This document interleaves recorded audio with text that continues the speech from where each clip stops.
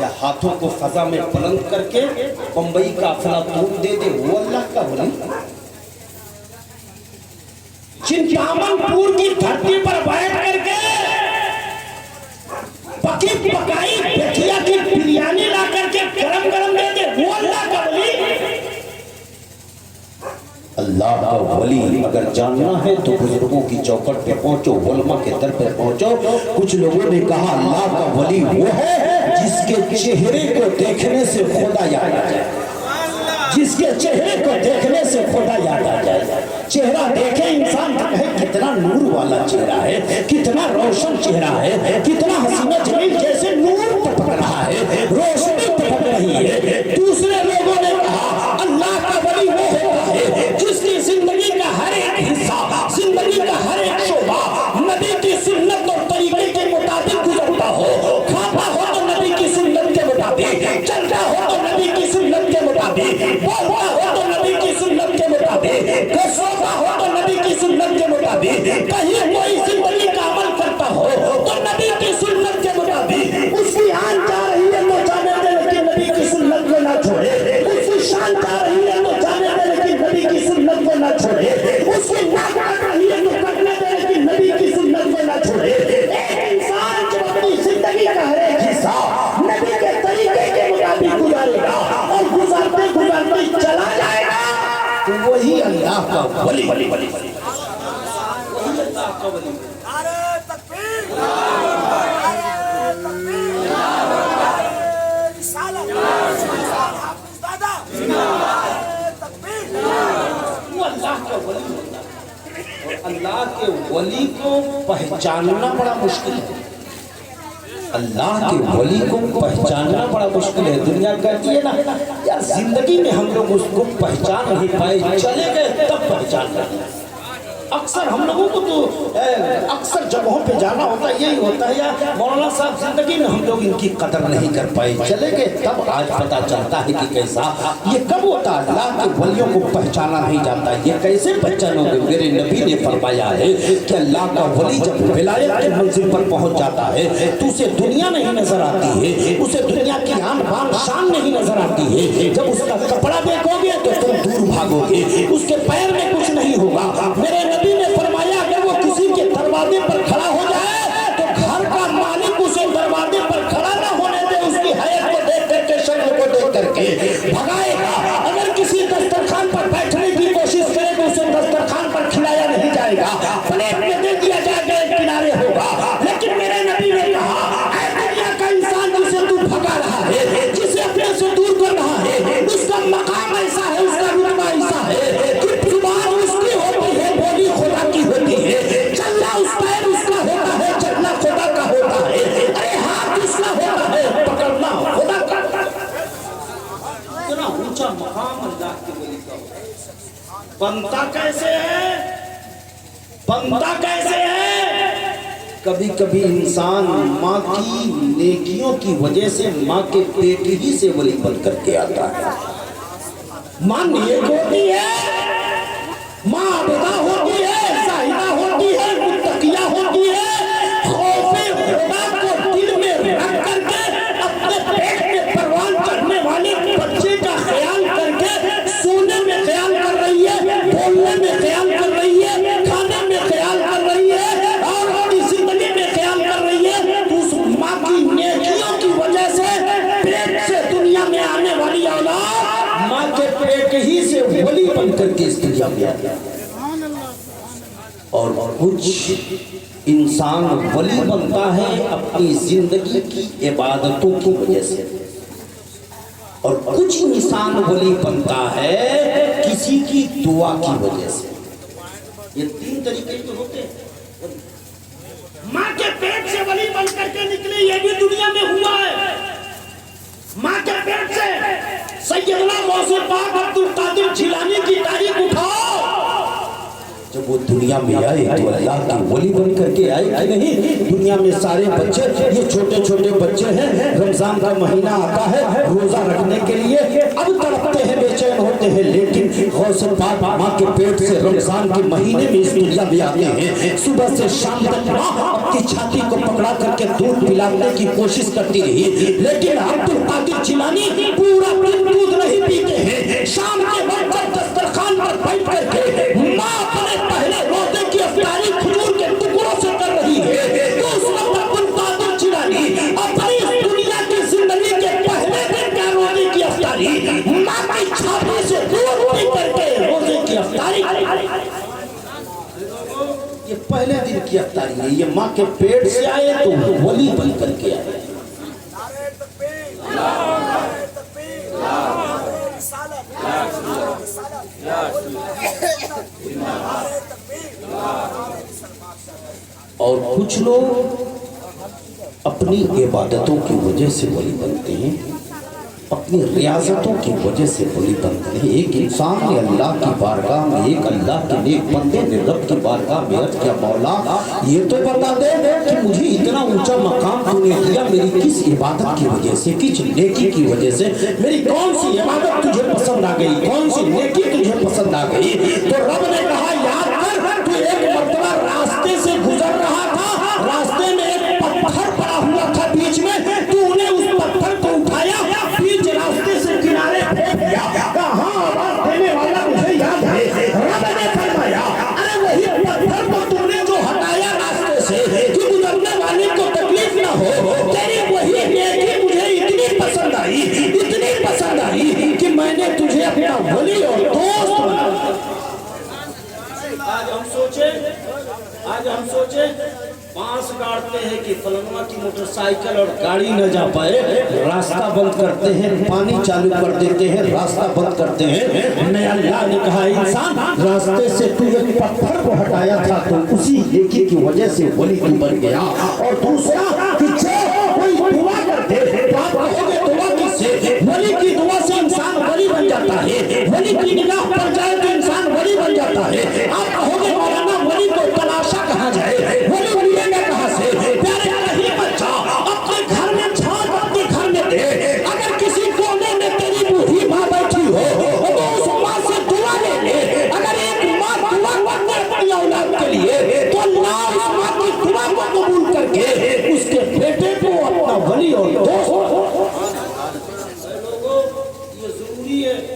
अब जब वली इंसान बन जाता है, देखिए मेरी बात तकरीर करने वाली अजीम शख्सियत आपके सामने नेपाल की धरती से मौजूद है।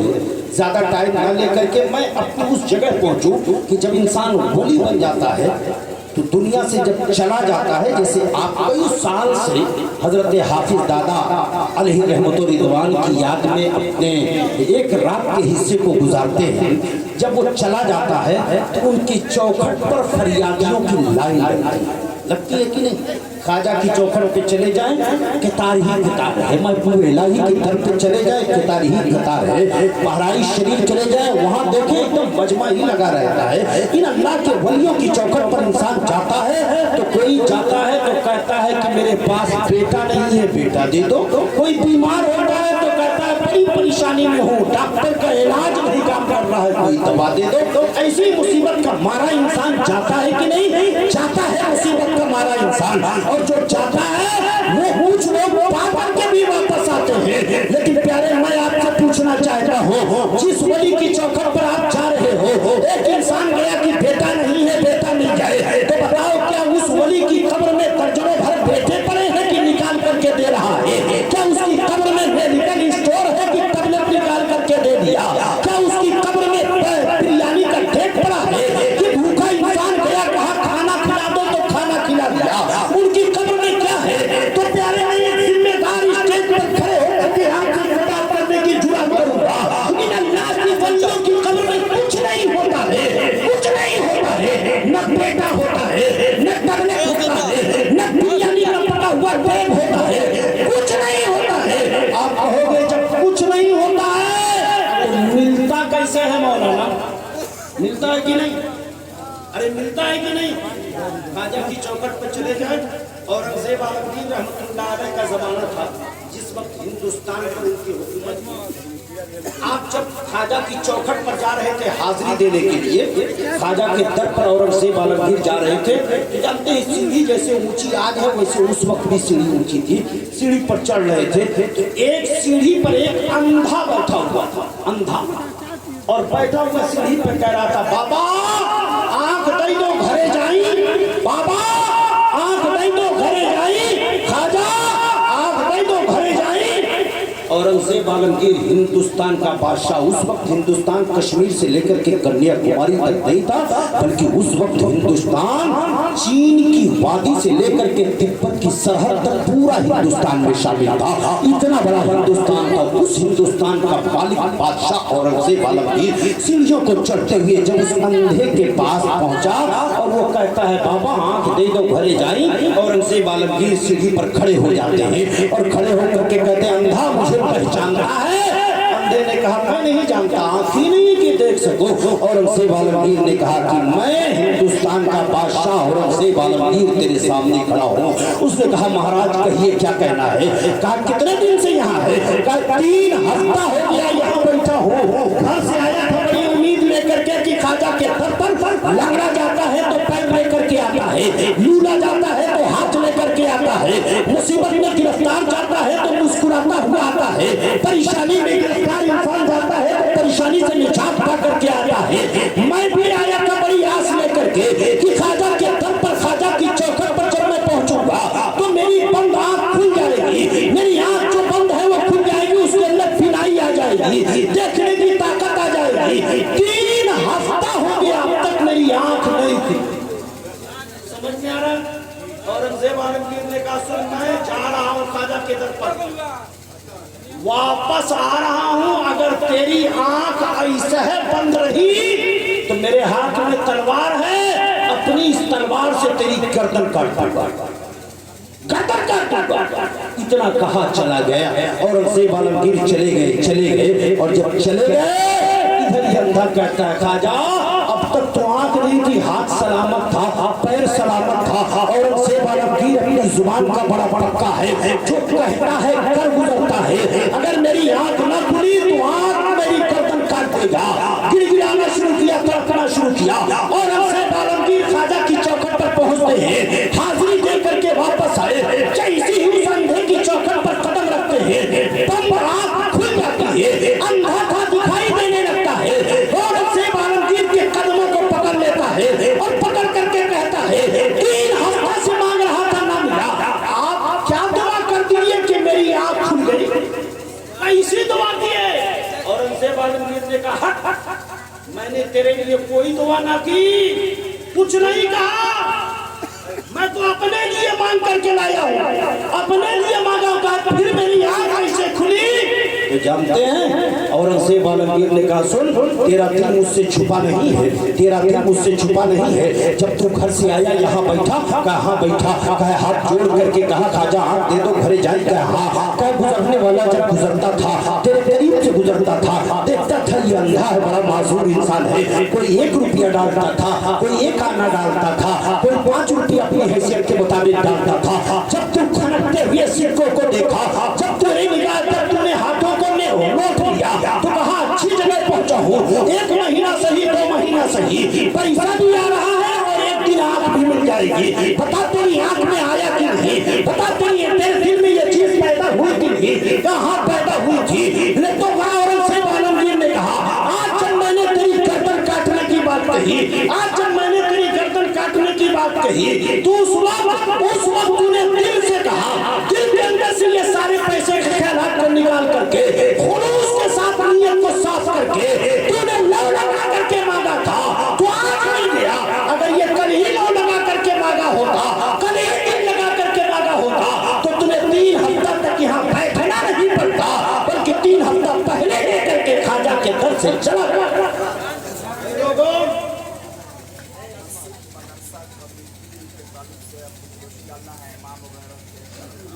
तो औरंगजेब आलमगीर, मैंने कहा कि जो अल्लाह के वलियों के दर पर जाता है, चौखट पे पहुंचता है, हर एक जाता है, परेशान हाल जाता है, मुस्कुराता हुआ आता है कि नहीं, हंसता हुआ आता है कि नहीं? बस जब उनके पास कुछ है नहीं है वो देते कैसे?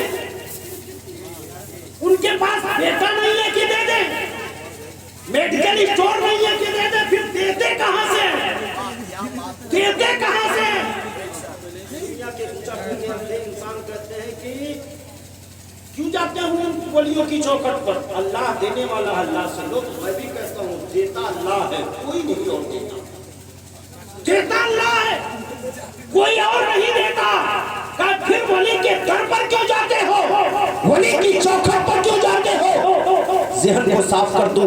ज़हन को साफ करने के लिए मसनवी शरीफ की एक रवायत आपके सामने रखूंगा। मौलाना रूम रहमतुल्लाह तआला अलैह बयान फरमाते हैं मसनवी शरीफ में, वो लिखते हैं कि एक चींटी जमीन के ऊपर आकर के बैठी है। चींटी जमीन के ऊपर आकर के बैठी, और जब बैठी वो चींटी तो उसके अंदर ख्याल पैदा हुआ। उसके अंदर ख्याल पैदा हुआ, और क्या ख्याल पैदा हुआ? काश कि मेरे पास ताकत होती तो मैं खाने काबा की ज़ियारत कर लेती।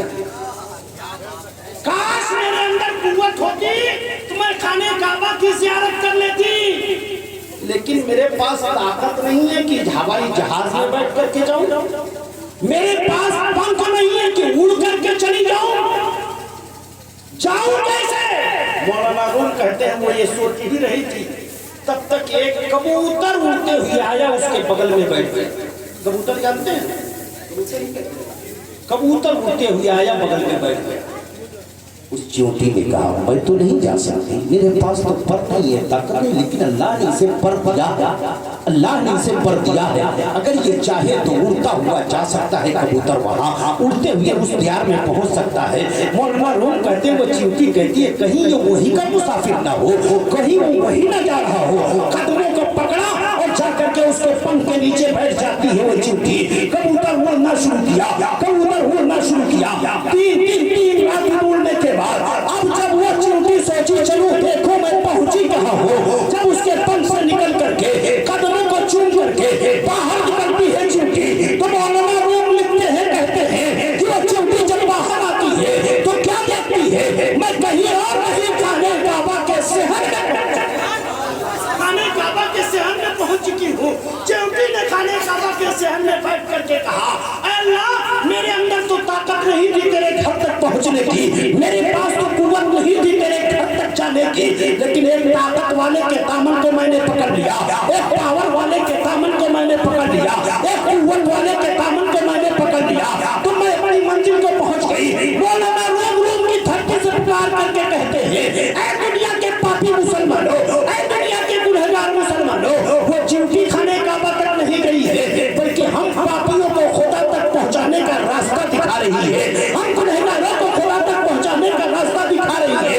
गोया कि वो चींटी ये कहती है अरे वो चींटी ताकत नहीं थी, ताकत वाले के दामन को पकड़ी, तू भी तो गुनाहों के दलदल में फंसा हुआ है, तेरे भी सर पर तो गुनाहों का बोझ पड़ा हुआ है, तेरी आंख गुनाह कर रही है, तेरी जुबान गुनाह कर रही है, तेरा हाथ गुनाह कर रहा है, तेरा पैर गुनाह कर रहा है, तू गुनाहों के दलदल में फंसा है। बता इस गुनाहों को बोझ को लेकर के तू खुदा तक कैसे पहुंचेगा?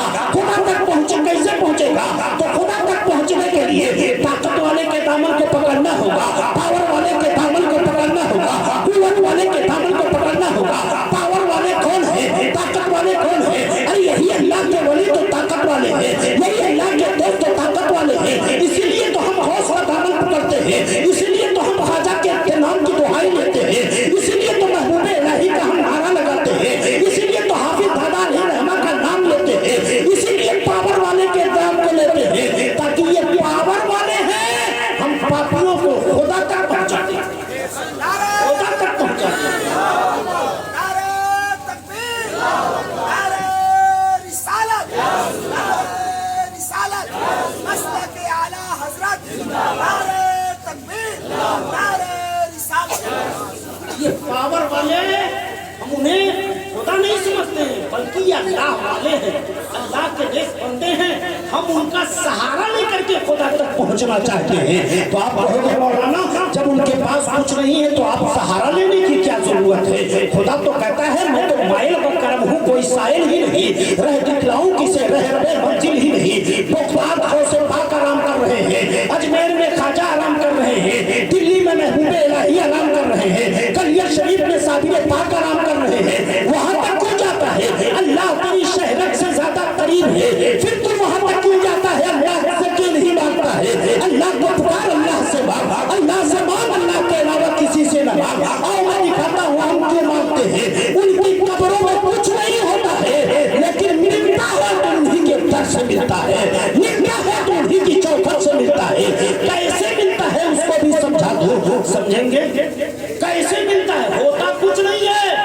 लेकिन मिलेगा तो वलियों के दर ही से मिलेगा, मिलेगा तो वलियों की चौखट से मिलेगा। समझेंगे?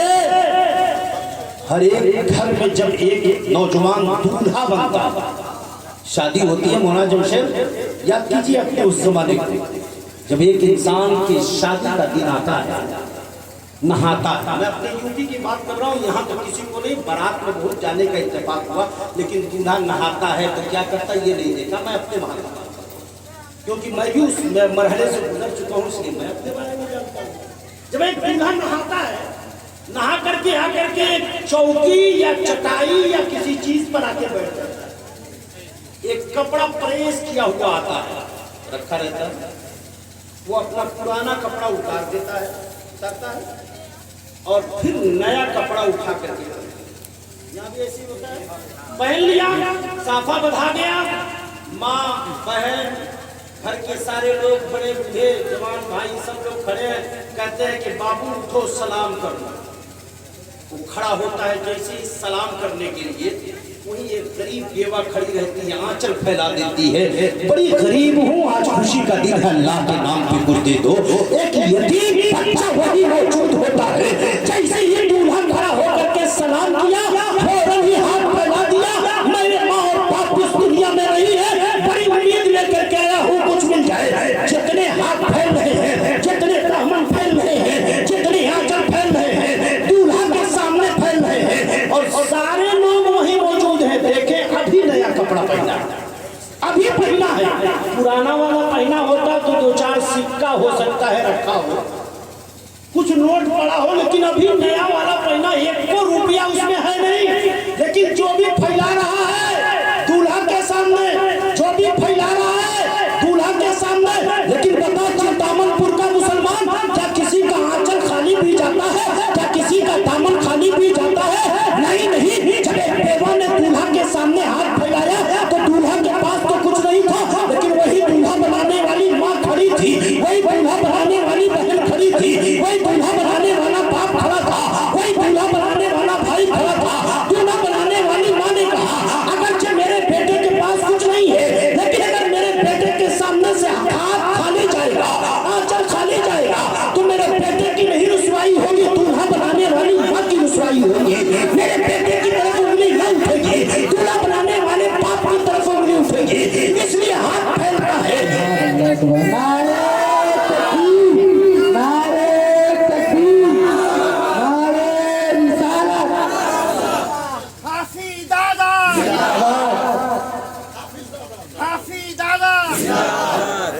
दूल्हा बनाने वाली माँ कहती है कि मैंने दूल्हा बनाया है, इसलिए खाली दामन नहीं जाने दूंगी, मैंने दूल्हा बनाया है। बहन कहती है मैं खाली हाथ नहीं जाने दूंगी।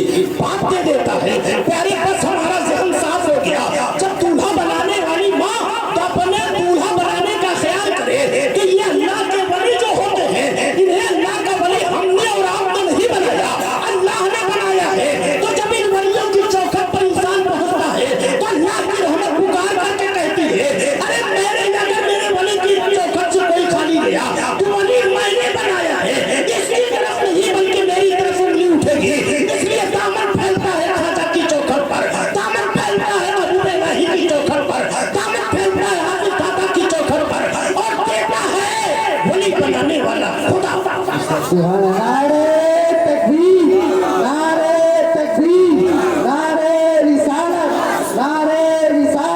हुजूर हाफिज दादा, हुजूर हाफिज दादा, नारे तकबीर, नारे रिसालत। हो गया, हम मांगते हैं वली से, लेकिन देता खुदा। मांगते हैं वली से, लेकिन देता है खुदा, क्योंकि अल्लाह ने उन्हें वली बनाया है, हमने नहीं बनाया है। अल्लाह के वो वली है, अल्लाह के दोस्त है। तो आप कहोगे मौलाना अब तो आप तो ज़हन साफ कर दिए, यकीनन देता है खुदा। लेकिन कोई बच्चा आपके सामने आया, मुअद्दिन कश गोपालगंज ने पूछा, मौलाना जमशेद ने पूछा बेटा तेरा नाम क्या है? उस बच्चे ने कहा मेरा नाम गुलाम गौस है, गुलाम गौस है। मौलाना जमशेद हैरत में पड़ गए। मौलाना जमशेद के सामने कुछ लोग बैठे थे, वो ताज्जुब में पड़ गए। मौलाना ये बेटा अल्लाह ने अता किया है तो गौस का गुलाम क्यों रखा गया? पूछा गया उसके बाप से, क्यों अपने बेटे का नाम गुलाम गौस रखा? क्यों अपने बेटे का नाम गुलाम मोहिउद्दीन, गुलाम मोइनुद्दीन रखा? क्यों रखा? ये तो अल्लाह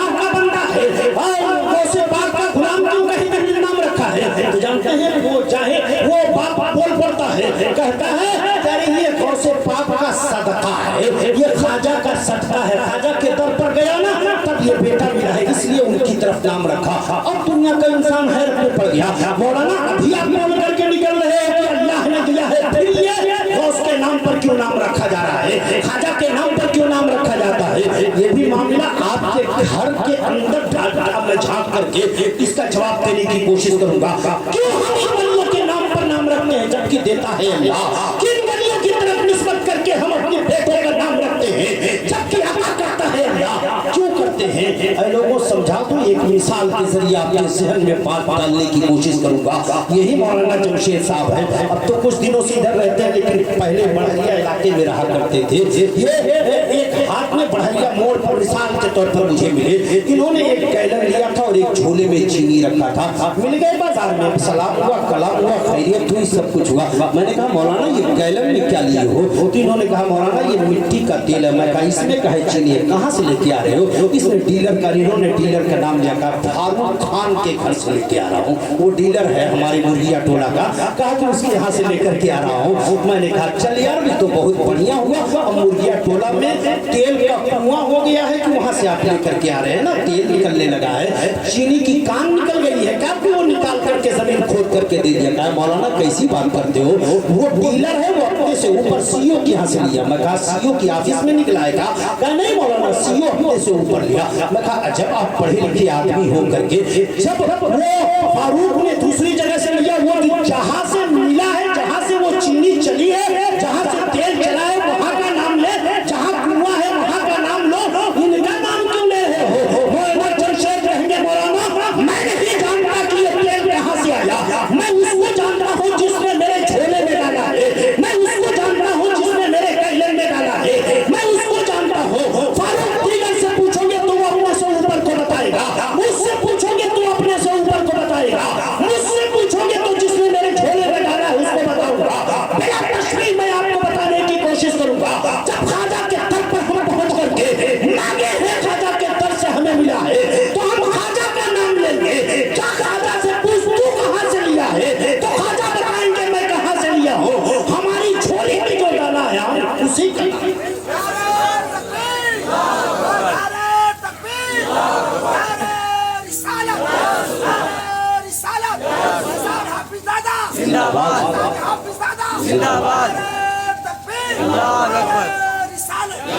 तीन अल्लाह के वलियों की शान जो होती है, इन अल्लाह के वलियों का मकाम जो होता है, इनको खुश कर लोगे तो कल मैदाने महशर में जहां सब तड़पते होंगे, इन वलियों की चादरे रहमत के नीचे जगह मिल गई तो मुस्कुराते हुए नजर आओगे। आपके बिहार की तारीख एक बताऊं, अपनी तकरीर को खत्म करूं। दरूद पाक पढ़िए, अल्लाहुम्मा सल्ली अला सय्यदना